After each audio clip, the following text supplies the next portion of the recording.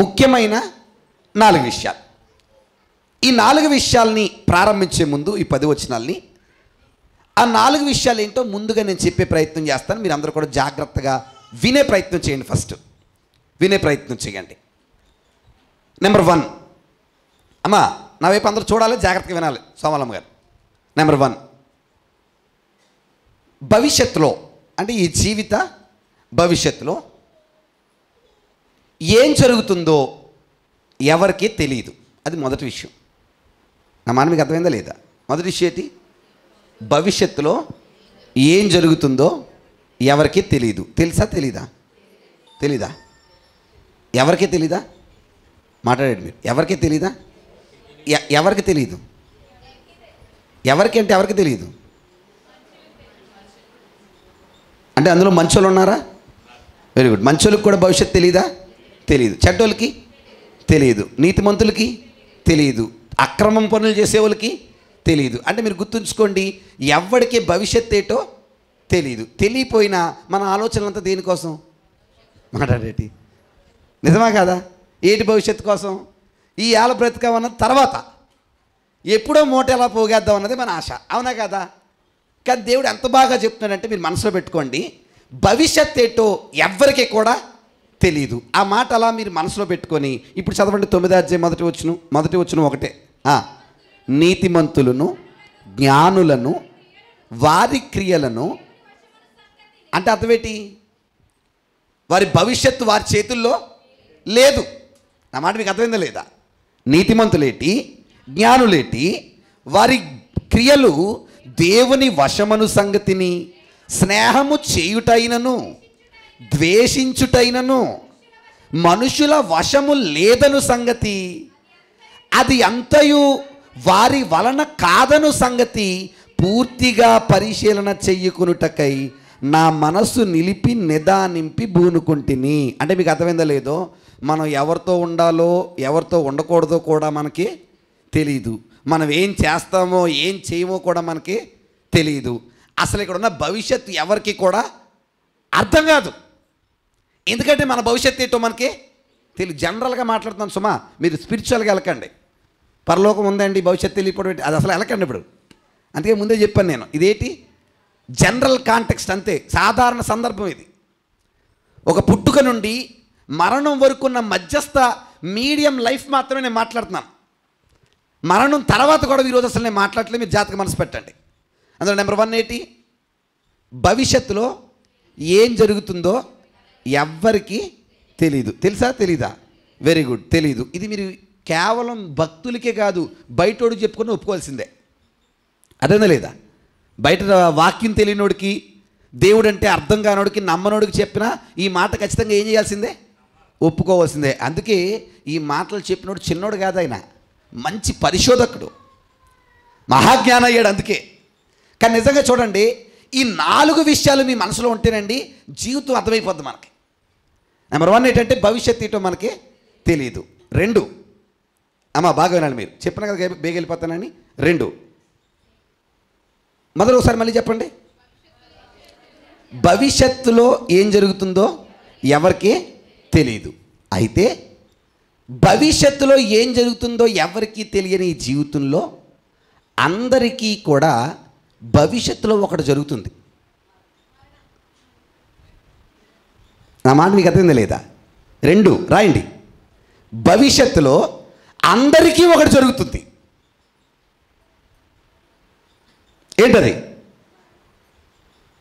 దాని ముద్దు పేరు, చక్కటి పేరు, చిక్కటి పేరు చెప్పండి అందరూ కూడా చక్కటి మాటలతో. ఏంటది? ఎంత బాగుందో చూడండి ముద్దుగా. ఏం పేరు దాని పేరు? ఆ ఒకదాని పేరు మరణం. ఏంటండి చెప్పండి. రానోళ్ళు ఎవరన్నా ఉన్నారా? ఇందాక భవిష్యత్తు తెలియదు అన్నారు, కానీ ఇది డెస్టినీ అన్నమాట. ఇది ఫిక్స్. ఎప్పుడు ఫిక్స్? పుట్టినప్పుడే ఫిక్స్. ఏది కదా? నేను చెప్పండి, మరణం రానోళ్ళు ఎవరో లేరా? లేరా? గాఢాల్లో లేరా? గాఢాలోనే కాదండి, ప్రపంచంలో కూడా లేరు. ఎవరికి వస్తుంది? మంచోళ్ళకి వస్తుందా, చెడ్డోళ్ళకి వస్తుందా?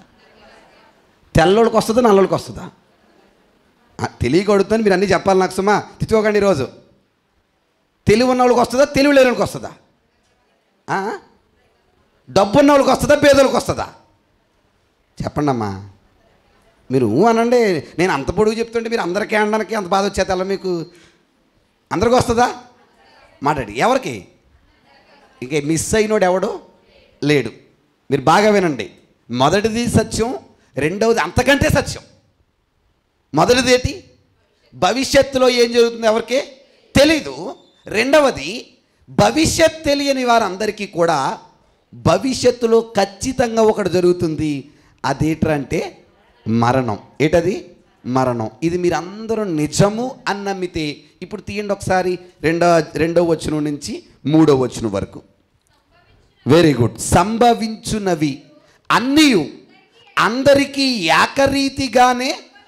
ఇప్పుడు నా మాట మీరు మనసులో పెట్టుకోకుండా చదివారనుకోండి, ఆ సందర్భం అసలు అర్థం కాదు మీకు. నా మాట మీకు అర్థం లేదా? ఇది మంచోడికి ఒకటే జరగడం ఏంటి, చెడ్డోడికి ఒకటే జరగడం ఏంటి, అలా ఎలా కుదురుతుంది, ఇంక మంచిగా ఉండడం ఎందుకు అన్న ఫీలింగ్ వచ్చేది. కానీ ఎప్పుడైతే ముందే ఒక క్లారిటీ ఇచ్చానో ఇప్పుడు మీకు చాలా క్లియర్గా అర్థం వచ్చవుతున్నప్పుడు, సంభవించునవి అన్నీ అందరికీ ఏకరీతిగానే సంభవించును. ఇంతకీ ఏటా సంభవించేది? Very good. మరణం. ఎవరెవరికి వస్తుందంట? నీతిమంతులకు, దుష్టులకు, మంచివారికి, పవిత్రులకు, అపవిత్రులకు, బలులు అర్పించేవారికి. అంటే గుడికి వచ్చిన వాళ్ళకి వస్తుంది. చెప్పండి. రానోళ్ళకి వస్తుంది. ఏది? ఇంక దేవుడు అలా ఫిక్స్ చేశాడు దాన్ని తప్పించుకునే ఛాన్స్ ఎవరికే? ఏమండి, ఇవి సత్యాలు, వాస్తవాలు మనం గమనించాలి. ఈరోజు మనుషులకి సగానికి పైబడి ఈ నిజం తెలియకే చాలామంది తప్పుడు పనులు చేస్తున్నారు. ఖచ్చితంగా మనకు తెలిసిన ఒకే ఒక భవిష్యత్తు ఏంటంటే ఎప్పటికైనా మనం ఏమవ్వాలి? పోవాలి. అందులో మంచోడు చెడ్డోడు అని ఏమైతే లేదు. బలులు అర్పించే వారికి, అర్పింపని వారికి, ప్రతి ఒక్కరికి గతి ఒక్కటే. మంచివారికి ఎలాగో పాపాత్ములకు అలాగే తటస్థించును. ఒట్టు పెట్టుకొని వారికి ఎలాగో ఒట్టుకు భయపడు వారికి అలాగే జరుగును. అందరికీ ఒకటే గతి సంభవించును. సూర్యుని కింద ఏంటండి జరుగు వాటన్నిటిలో ఇది బహు దుఃఖకరమును మరియు నరుల హృదయము చెడుతనముతో నిండి ఉన్నది. వారు బ్రతుకు కాలమంతయు వారి హృదయమందు వెర్రితనముండును. తరువాత వారు మృతుల యొద్దకు పోవుదురు. ఇదియు దుఃఖకరము. అంటే అందరికీ ఫిక్స్ ఏంటి? చావు. అందులో మంచోడికి వస్తుంది, చెడ్డోడికి వస్తుంది, పాపాత్ముడికి వస్తుంది, నీతిమంతుడికి వస్తుంది. ఎంత బాగా రాసి చూడండి. బలులు ఇచ్చినోడికి వస్తుంది. అందుకే మీకు ఎప్పుడైనా చెప్పనా, ఎప్పుడైనా గుడికి వెళ్తున్నప్పుడు ప్రవ్వా ఇంతగా ఈ పని చేశాను నన్ను చంపేస్తావా అని అనకండి. ఈ మధ్య డైలాగులు ఎక్కువైపోతుంది దేవుడి దగ్గర. ఏముంది? దేవుడు ముందే చెప్పాడు కదా, చెప్పాడా లేదా? ఆ విషయంలో ఎవరికి డౌట్ లేదు. ఖచ్చితంగా వచ్చేయంటే ఏం చేయాలి?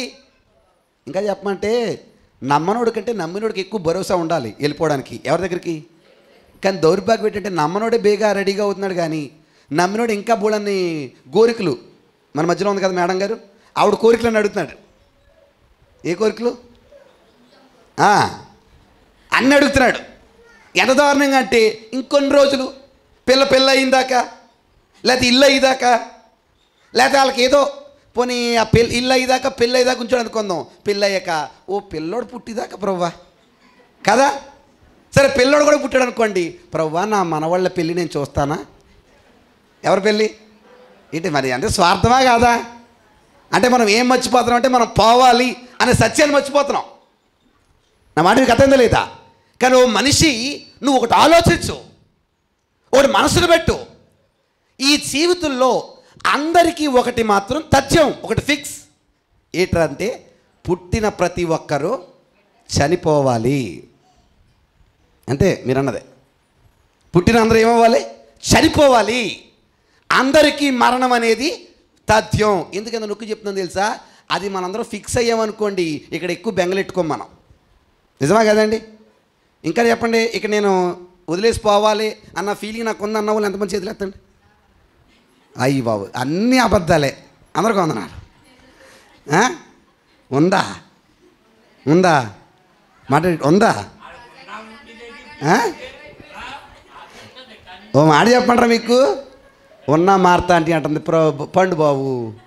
ఇంట్లో అందరం మళ్ళీ బాగా ఉండేట్టు నువ్వు చెయ్యి, ఏం చెయ్యి, వెళ్ళిపోయేటట్ట ఉండేట అంటే ప్లాన్లు అనేటి ఉండియే. నా మాటకి అర్థం లేదా? కానీ నిజం చూడండి, మీరు నిజంగా నేను పోవాలరా అన్న ఆలోచన మైండ్లో ఫిక్స్ అయిపోయారంటే ఇంక ఈ బ్రతుకు మీద ఎక్కువ బెంగ ఉండదు మనకి. అదేందో లేదు నా మాట మీకు. ఇవి చూడడానికి కొంచెం హార్డ్గా ఉంటాయి కానీ నిజాలండి. నా మాట మీకు అర్థమైందా? సో నిజం. రెండోది కూడా వాస్తవం. ఏంటది? అందరికీ భవిష్యత్తులో అందరికీ ఒకటి జరుగుతుంది. దాని పేరేంటి? మరణం. ఎన్నోది ఇది చెప్పండి అమ్మా? ఎన్నోది? రెండోది. ఇకపోతే మూడోది మీరు బాగా వినాలి. పుట్టుక. రెండోది ఏంటి? చావు. అమ్మ అందరూ తెలివైన వాళ్ళు చెప్పాలి. తెలివైన వాళ్ళు అన్నా కూడా మీరు చెప్పాలి. చావు తర్వాత కూడా నేను మాట్లాడలేదు అసలు ఈరోజు. అసలు దాని జోలికి వెళ్ళకండి. రేపు జనరల్గానే మీరు నాతో ఉండండి. ఏమా? Very good. పుట్టుక, చావు, ఈ రెండిట్లో ఏది విలువైంది?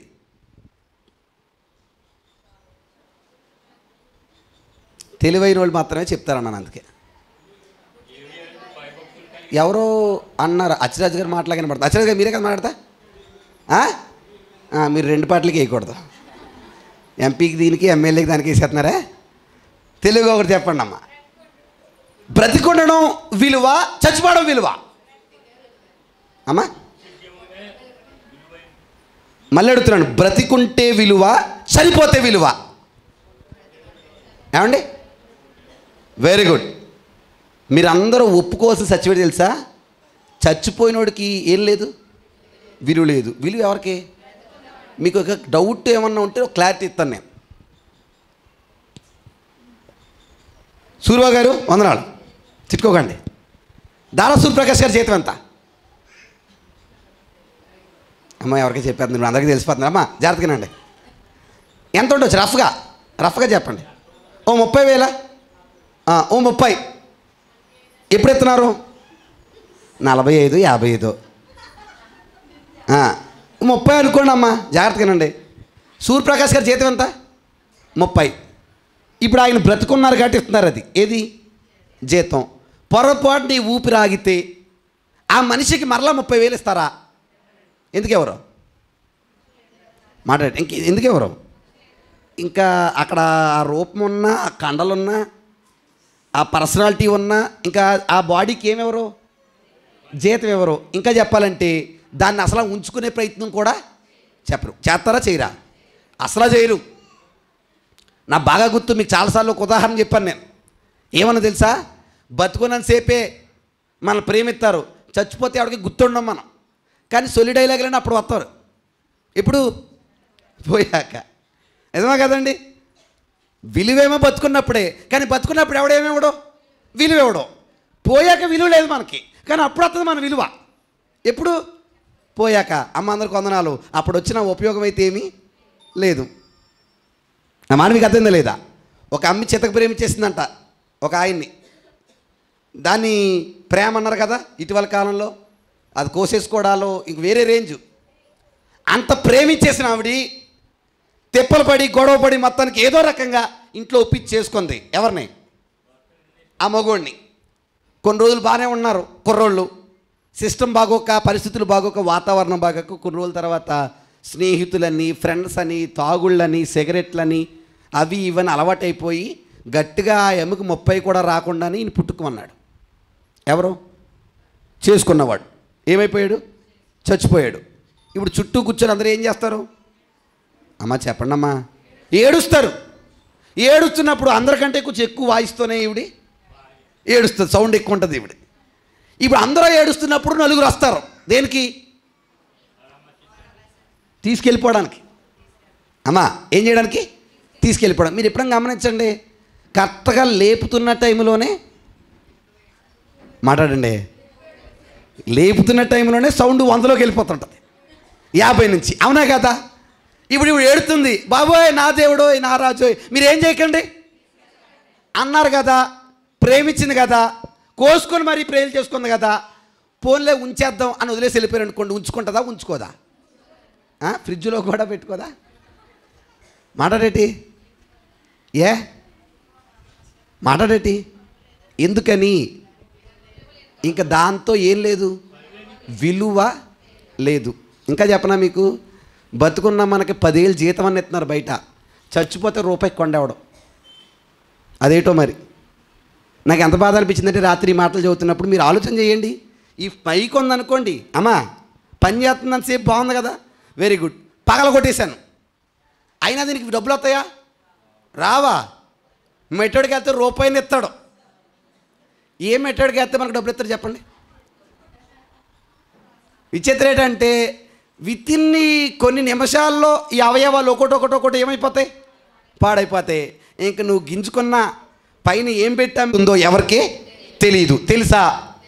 తెలీదు. నెంబర్ 2, భవిష్యత్తులో అందరికీ ఒకటి జరుగుతుంది, దాని పేరే మరణం. నెంబర్ 3, ఆ మరణము కంటే జీవించి ఉండడమే విలువైంది. ఇప్పుడు వచనాలు చదువుతుంది తీయనందరూ కూడా. 4వ వచనం నుండి 4వ వచనం, ఇంకా చెప్పలేదు ఉండక్క. 4వ వచనం నుండి ఎన్నో వచనం వరకు? 6వ వచనం వరకు, 4 నుండి 6 వరకు చదువుతాం చూడండి. బ్రతికి ఉండు వారితో కలిసి మెలిసి ఉన్న వారికి ఏం కలగదు? ఆశ కలదు. చచ్చిన సింహము కంటే ఏది మేలంట? నిజమా అబద్ధమా? పక్కా, డామ్ షూర్. చచ్చిపోయిన సింహం అయినా బ్రతికున్న కొక్కే సూపరం. నా మాట మీకు అర్థమైందా లేదా? దాని అర్థం ఏంటంటే అది సింహం అయినా సరే చచ్చిపోయాక దానివల్ల ఉపయోగం లేదు, కానీ కుక్క అయినా బ్రతుకుంటే దానికి విలువ ఉంది. అర్థమైందా లేదా మాట మీకు? Very good. చచ్చిన సింహము కంటే బ్రతికిన కుక్క మేలు కదా.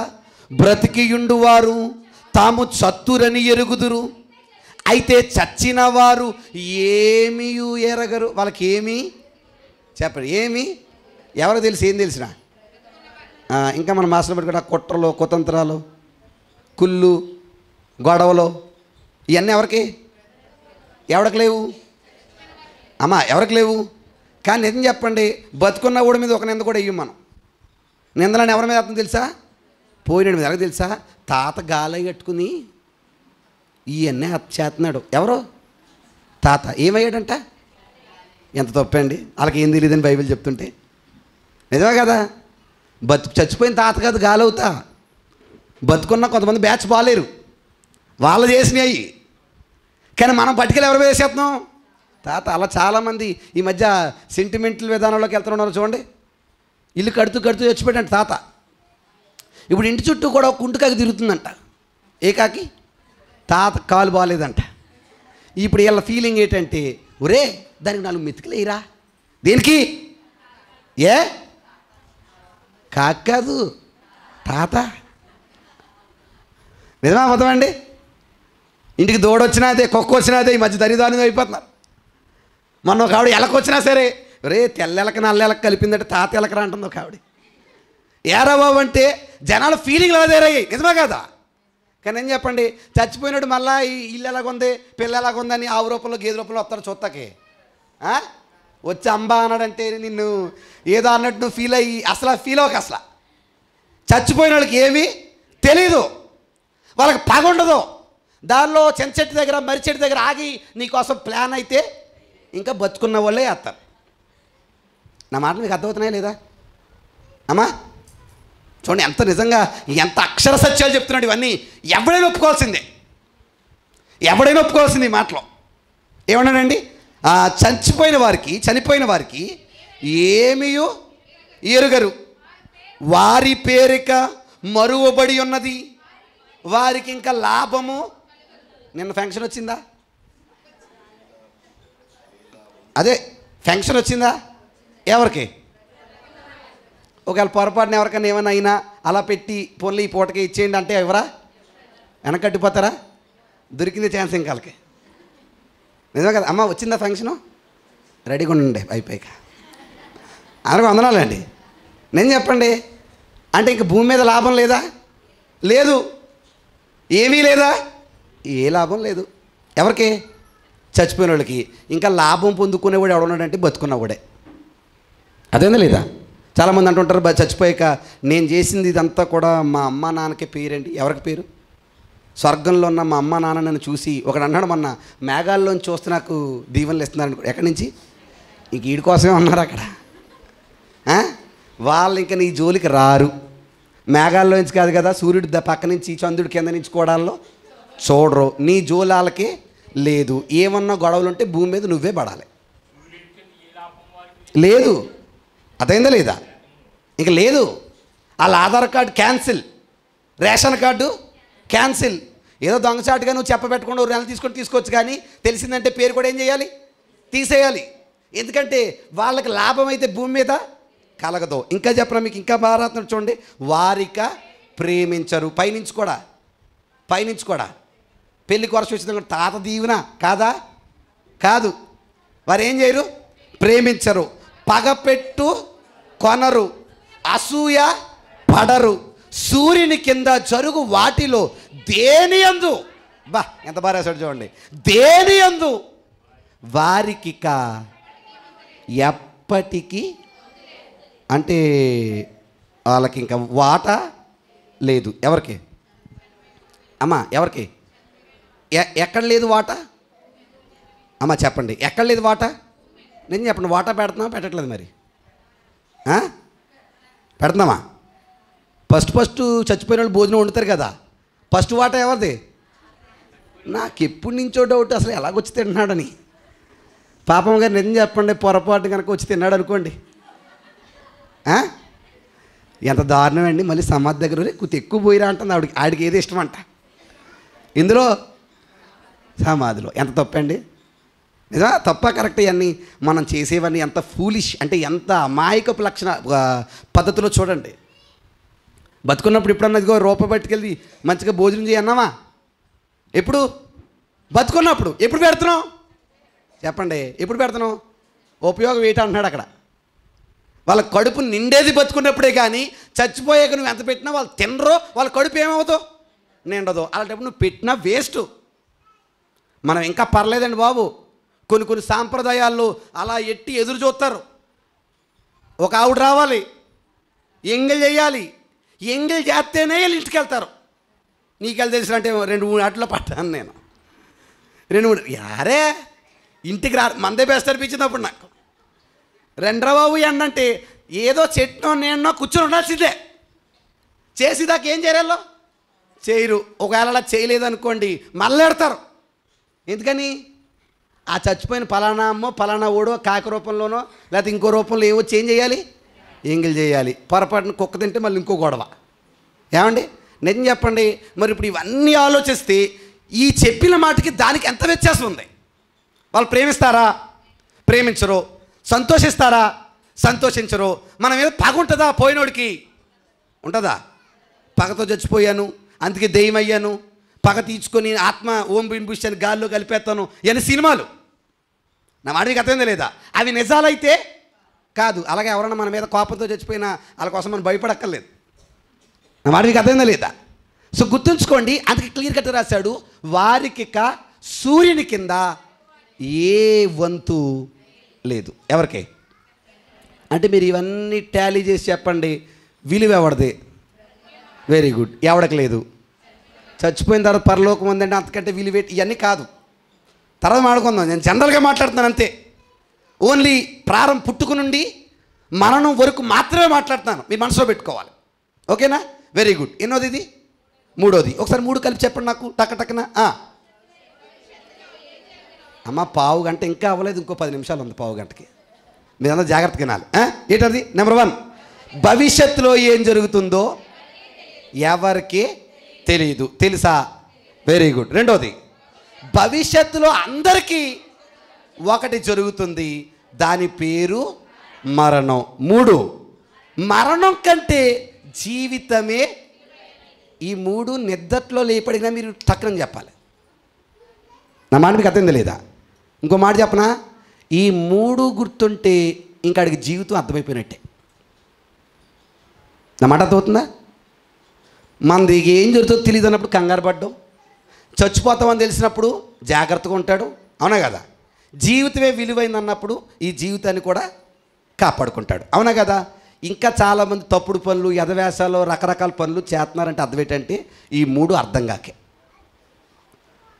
మూట మీద మూట, మూట మీద మూట, మూట మీద మూట పోగేస్తున్నానంటే అర్థం ఏంటి? నేను వెళ్ళిపోతానన్న గొడవడికి లేదని. అంతే కదండి. నేను చెప్పండి, వెళ్ళిపోయేవాడికి అన్ని మూటలు ఎందుకు? ఓ మూట చాలు కదా, అయిపోయింది. ఆ మూట తినడానికి ఓపిక సరిపోదు. గట్టిగా మొదలెట్టి మధ్యలో బీపీ, షుగరు, ఇంకోటి ఈ బోళ్ళని వస్తాయి. డాక్టర్ గారి దగ్గరికి వెళ్తే డాక్టర్ గారు అన్నారంట తినకండి అన్నారంట. ఇంకా మూట కూడా ఏం చేస్తాం? కట్టేసి పక్కన పెడతాం. ఏమ్మా మూట ఏం చేసామంటే తిని యోగం నాకు లేదు. నిజమే కదండి.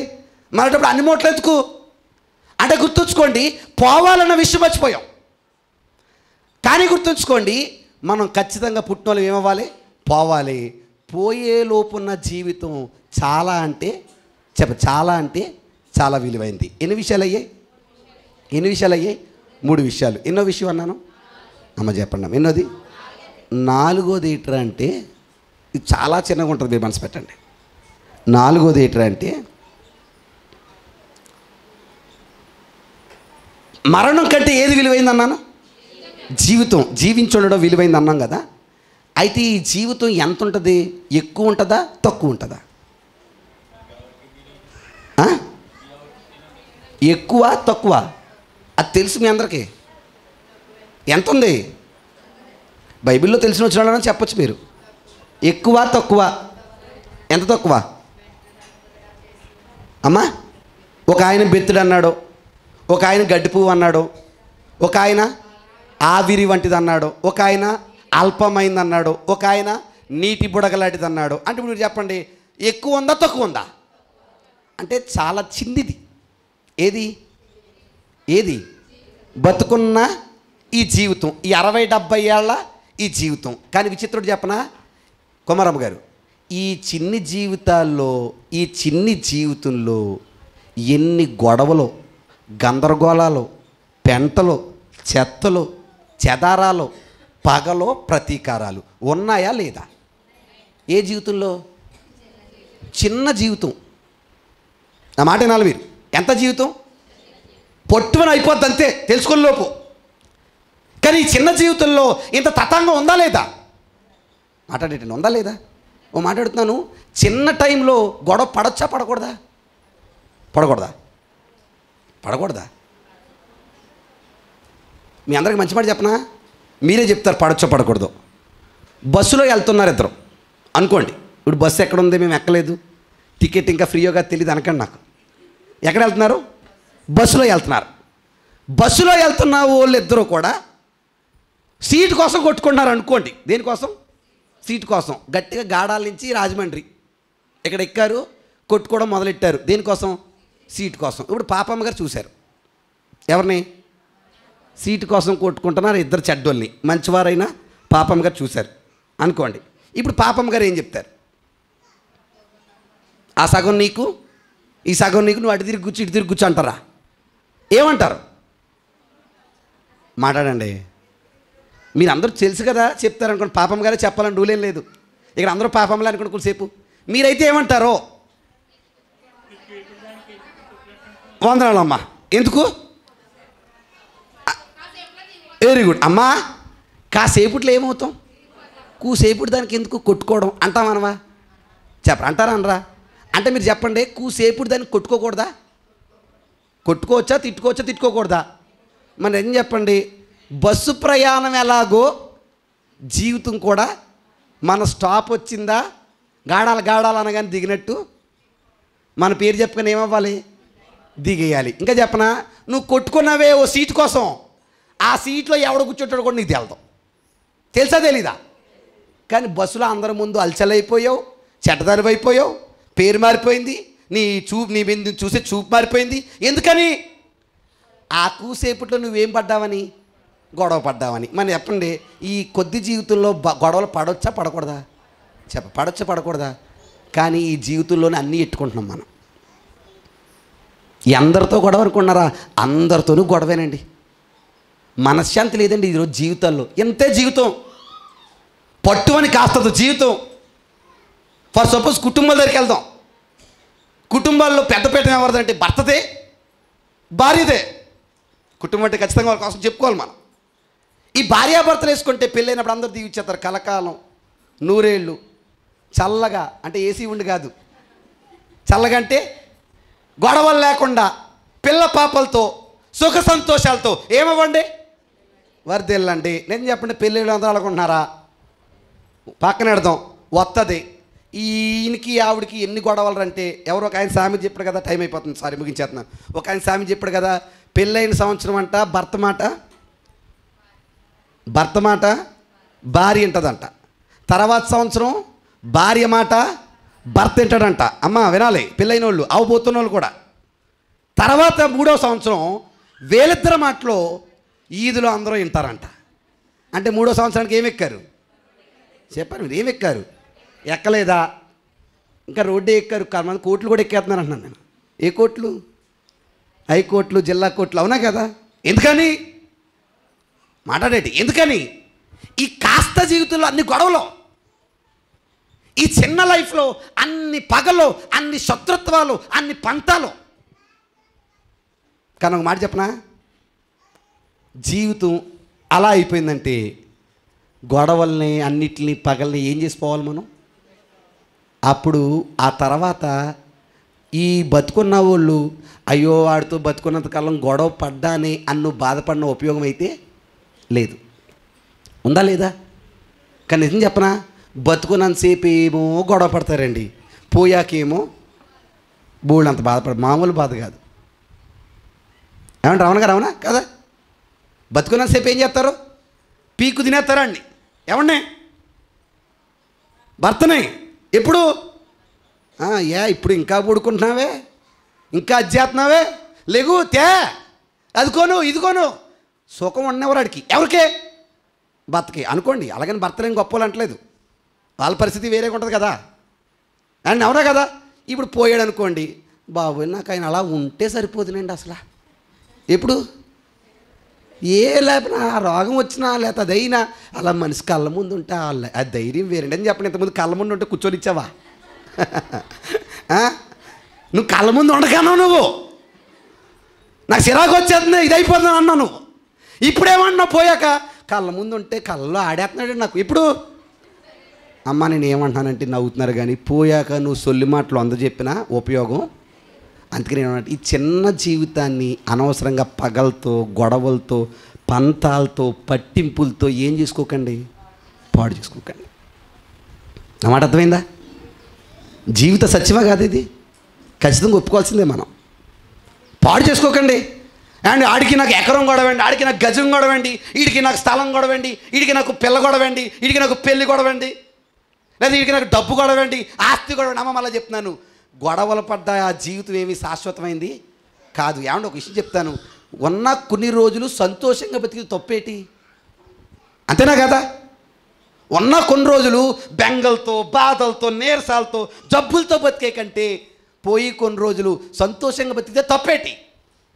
తప్పైతే లేదండి అని చెప్తాం. అంతేకాదు 100 నీతులు కూడా చెప్తాం మనం. ఏమని? కాకిలాగా చెప్పండి, కలకాలం కావు కావు అనే కంటే హంసలాగా.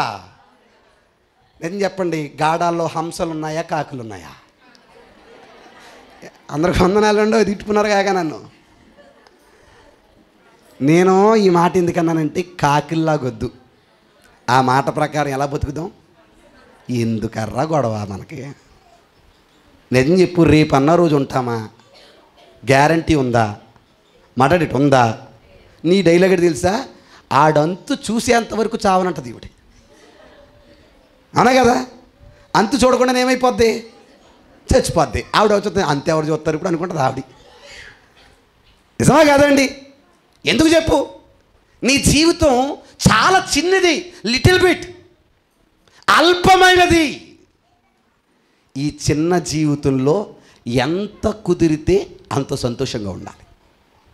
ఈ చిన్న జీవితంలో సంతోషంగా ఉంటే తాగు, తిను, ఎంజాయ్ చేయి కాదు, మంచిగా ఉండాలి, చక్కగా తినాలి, చక్కగా బ్రతకాలి. ఈ జీవితాన్ని వీలైనంత వరకు ఏం చేసుకోవాలి? బాగు చేసుకోవాలి. అంతేగాని చెత్తంతా ఇందులో పోసి ఈ జీవితాన్ని ఏం చేయకూడదు. ఇదే 4వ విషయం. రాయండి. 4వది, ఉన్న ఈ చిన్న జీవితాన్ని సంతోషంగా బతకాలి. నా మాట అర్థమైందా? ఏంటి నాలుగోది? ఉన్న ఈ చిన్న జీవితాన్ని సంతోషంగా బతకాలి. ఓకే, చదువుదామా వచ్చినాలు ఎక్కడి నుంచి ఎక్కడి వరకు? వెరీ గుడ్, చదివేయండి. నీవు కోరి, నీవు పోయి, ఎలాగా? సంతోషముగా. ఏం తిను అమ్మ? ఉన్న ఈ జీవితంలో కడుపు నిండా భోంచేయి. బెంగెట్టుకొని ఏం మానేకు? అది మ్యాటరు. మానేస్తున్నారా? మానట్లేదా? మాంటున్నారు లేదా? కోపమంట. అందరికి వందనాలు. తిట్టుకుంటారు వందనాలు. ఈ కోపాలు వచ్చే కోపాలని దేనిమే చూపిస్తారు తెలుసా? అమ్మా ఓ రోజు భోజనం చేయకుండా పోతే మళ్ళీ ఆ రోజు వస్తుందా అంటున్నాను నేను. గాడాల్లో ఎవరో మానరు కానీ విశాఖ జిల్లా అనకాపల్లి జిల్లాలో మానుతుంటారు. మానుతున్నారా లేదా? ఎందుకు అంటున్నాను నేను. సరే నువ్వు మానేసావు, నష్టం ఏమైనా ఉందా? దేశానికి, పోనీ రాష్ట్రానికి, ఊరికి, ఆ ఇంటికి కూడా ఉండదు. ఉంటుందా ఉండదా? దేనికి మానేయడం? అదే అన్నాడు అక్కడ. ఉన్న ఈ జీవితంలో సంతోషంగా ఏం చేయి? భోంచేయి నాన్న. బెంగలెట్టుకోకు, బాధలెట్టుకోకు. ఏం మానేకు? ఫస్ట్ ఎవరన్నా భోజనం మానేది ఇంటికి వెళ్ళి తినేయండి అమ్మ. ఇంకేం చేయకండి, మానకండి. చదవండి ఒకసారి యేసుబాబు గారు, చదవండి. పోయి నీ అన్నము తినుము ఉల్లాసముతో అనగానే మీరు తప్పుకెళ్ళిపోయారు కాక. అక్కడ ద్రాక్షారసం అంటే అప్పట్లో వాడే ఒక చక్కటి పదార్థం. అది మంచిదని. జబ్బుతుంది, చెడ్డదుంది, మంచిదుంది. అక్కడ మంచిదానిగా అన్నాడు. ఇంకా చెప్పాలంటే చక్కగా కడుపు నిండా మంచిలు తాగు. ఏమా ఉదయాన్నే లీటర్ కాదు, నీకు గుర్తు వచ్చినప్పుడల్లా తాగు. ఏంటి? సంతోషంగా తాగు. ఉదయాన్నే ఉప్పుటే లీటర్ తాగేసి మధ్యలో అంతా ఖాళీగా కూర్చోకు. బెంగతో బాధతో తినడం తాగడం మానేకు. అదేనే లేదా? చక్కగా బ్రతుకున్నంత కాలం సంతోషంగా తిను. తర్వాత తాగుము. ఇది వరకే దేవుడు నీ క్రియలు అంగీకరించెను మంచోడు అయితే. ఎల్లప్పుడూ తెల్లని వస్త్రాలు అంటే మంచి వస్త్రాలని, మంచి వస్త్రాలు ధరించుకొనుము.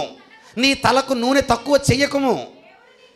దేవుడు నీకు దయచేసిన వ్యర్థమైన నీ ఆయుష్కాలం అంతయు నువ్వు ప్రేమించే భార్యతో, అచ్చిరాజు గారు ఎలా ఉండాలి?